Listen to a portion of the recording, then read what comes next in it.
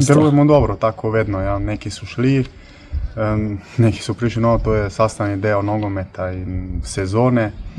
Za enkrat poteka sve dobro, nimamo kaj priprave, ko priprave, vedno je teško na pripravah, ali se spremamo za sezono in komaj čakamo, da se začne.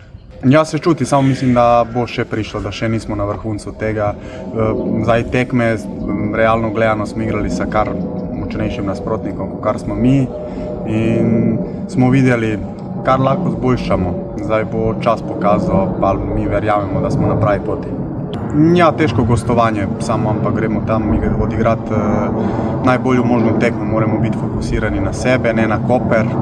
Oni igrajo v Evropu, mogoče malo prednost, ko so bolj, kak bi rekel, tekmovalno naštelani v odnosu na nas, ali to nič ne pomeni, gremo odigrati najboljše možne.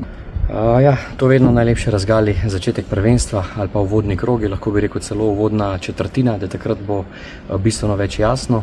Za nas morda v primerjavi z preteklo sezono največja sprememba ta, da je kljub vsemu prišlo do nekaj sprememb v kadru, kar bo deloma vplivalo na ekipo, in na drugi strani tudi dejstvo, da še nismo zaključili prestopnega roka, da zdaj šele prihaja naš čas, kjer bomo poskušali najti neke rešitve glede sestave ekipe. Kar se pa tiče upravljenega, pa določen plus sigurno ta, da je kar nekaj igralcev, ki že pozna naš način dela, in posledično smo lahko nadaljevali, na neki točki nismo začenjali znova. Zaenkrat lahko rečem, da še vsi igralci zdravi, brez večjih težav, kar nas najbolj veseli, vse ostalo bo pa pokazalo prvenstvo.